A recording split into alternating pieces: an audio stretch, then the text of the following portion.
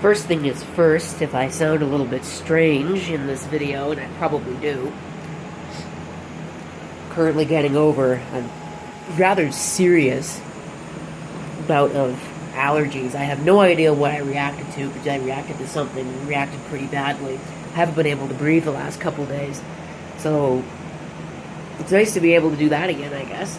If you remember one of my recent videos, we changed the case on my main rig, which is doing just fine. But that leaves me with another case, just sitting over here. Ignore those motherboard boxes. They do have motherboards in them, but they're for other projects. I'm going to use this case for my home theater machine, which is not yet back in service. One of the issues with this machine is that it runs very hot when I'm using the video card, which is to say practically almost all the time. You stop using the card and the temperature goes way down on the CPU. If you start using the card, it goes way up. And we're talking like 105 degrees Celsius. That's not good. So I attribute that to airflow being very poor in this Northern Micro Spirit case, or it's probably not actually a Northern Micro, it's whoever OEM'd the case for them. I'm sure somebody is busy posting it in the comments. So what I'm going to do is I'm going to transfer the hardware from this, put it into this, and make sure that it works and all of that, power it up. Because I robbed one of the fans, I'm going to use the other fan out of this box for this project, and I need a power supply because there's no power supply in that. I got two to choose from, so I think I'm going to use the 80 Plus for now, just to make sure that it works.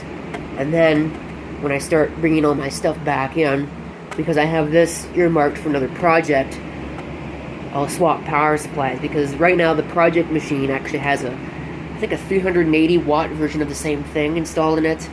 I could use this. This has better cabling on it anyway. It's got the 4 serial ATA connectors that I need. So I'm going to stop yakking and get that case out and get all this stuff installed. Okay, so here's the new case. Tried to clean it up as best as I could. But we got a couple things going on here. I don't think it's going to be that big of a deal, because I can just take the screws out of the existing one at the top. I do need screws and slot blanks. I need 3 slot blanks, 4 screws there, 4 screws for the power supply, 2 screws for the hard drive. Fortunately, I don't think, no, it looks like I won't need any screws for that. I think I can use these 2 screws here, because I don't think the motherboard extends all the way to these last screw holes. I know that Gigabyte motherboards are kind of an odd size. I don't know why they were like that, just that they were. What was the other thing that needed screws? Well, the optical drive needed screws as well, but again, I think I'm going to just pull the screws out of the optical drive for that machine. Okay, so I got the existing system all out, and as it turns out, I don't actually need 3 slot blanks, I only need 2, but I only have 1 in this case. So that's a little bit of a problem. It means that, at least for now, I'm going to have to use some of these pieces of crap. I really hate these things. They're flimsy, and there's no reason for this. They should be blocked for airflow purposes, but gotta use what I gotta use. Put it in there for now, just so that at least it's done. Again, I'm going to have to take this apart again anyway to change the power supply, once it's all in there. Also, because I'm going to change this hard drive, I don't know what drive it is. I think it's a 250 gigabyte, maybe 120 at bare minimum, but I know it's got bad sectors on it, so that is a problem.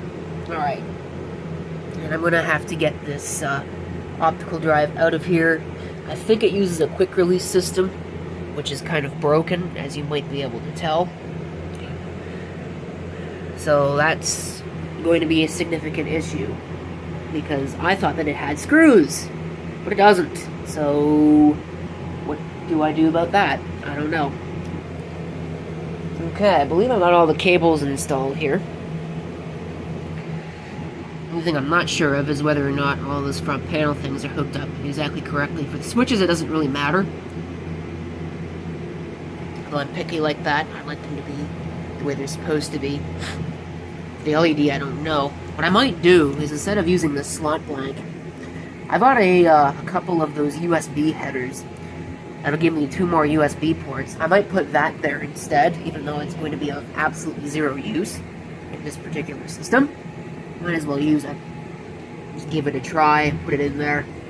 And it means I don't have to go hunt down a slot blank, because those are actually, useful commodity, although I think I've got a whole bunch of them sitting at work I could easily just use. But might as well have the USB, you know what, why not, right?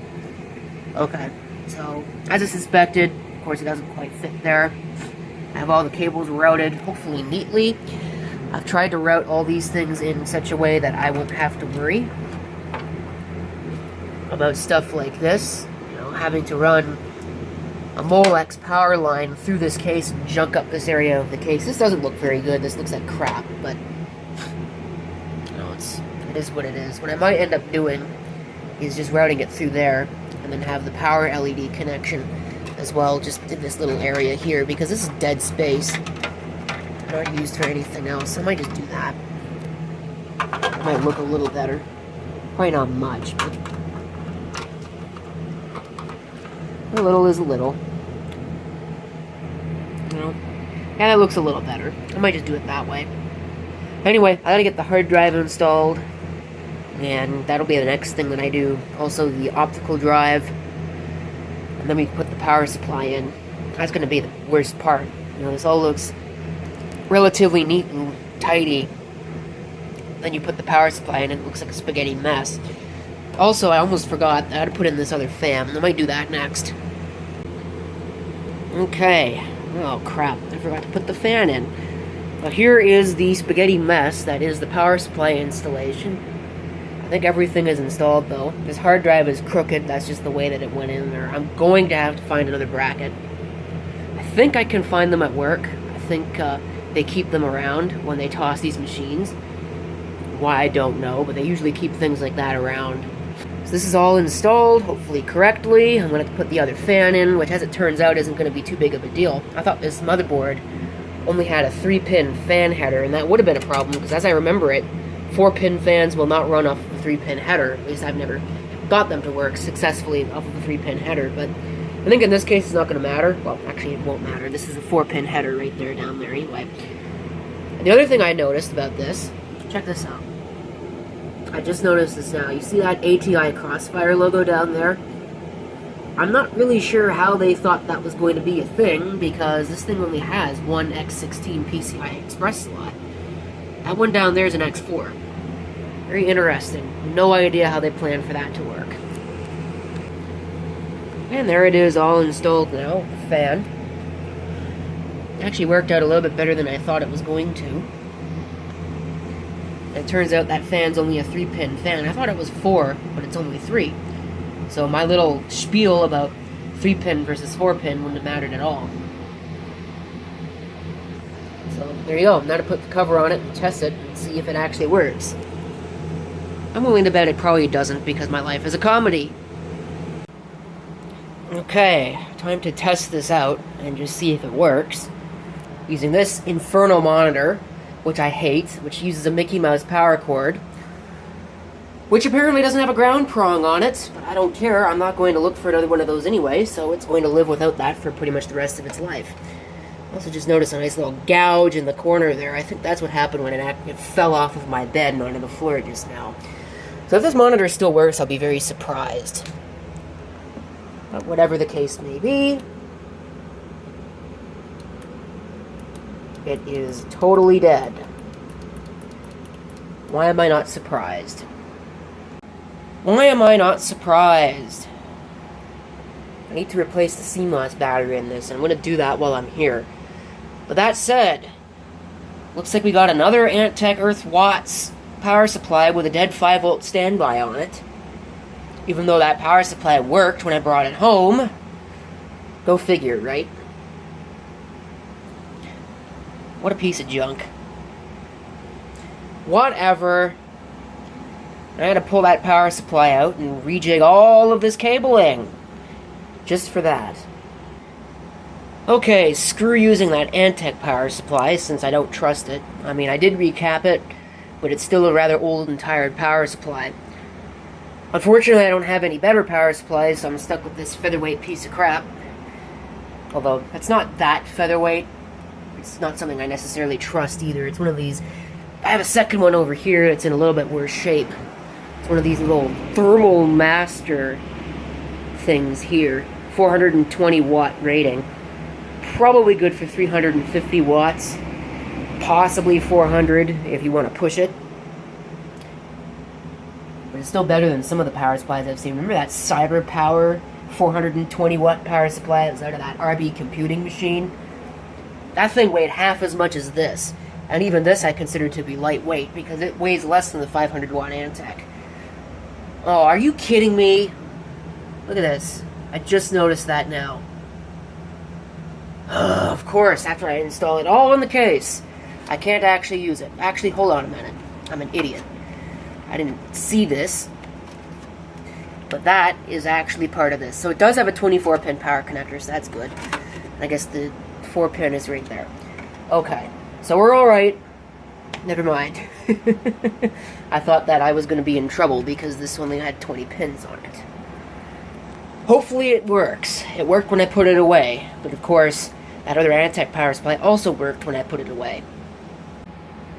Okay, let's try this stupid thing again. See if it'll work this time.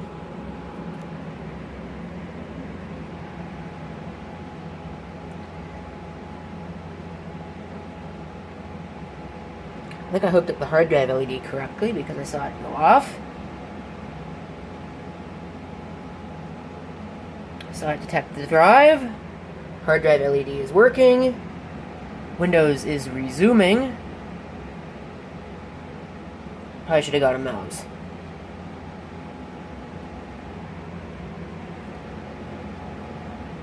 But at least it's there. Or was. Yep, somehow that doesn't surprise me. Anyway, it is packed together now at least. Hold on a minute. Oh, here we go. It's just taking its jolly sweet time.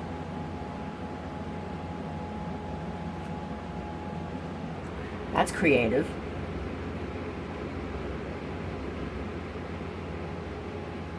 I'm not exactly sold on this hard drive being 100%. I wonder if I could shut the computer off. Probably not. Yep, I think I'm going to end up having to log in.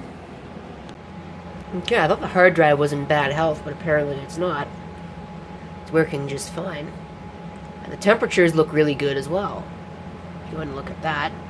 So it says 83. I think that's from when it was still powered on. So I'm going to go ahead and shut the machine off cleanly and close the video with that. Thank you for watching. If you've got any comments, definitely do feel free to leave them down below, as long as they are constructive in nature. And this is CP666 signing off, and I hope to see you next time.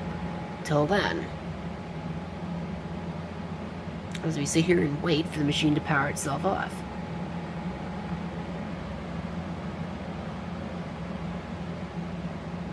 Which is going to take forever, for some reason. No, I was going to check the optical drive, make sure that it worked. Oh, look at that. Oh, now it's working. Stupid typical LG stuck tray belt thing. Loose tray belt, whatever. Okay, it shouldn't take this long. There we go. Now it's out.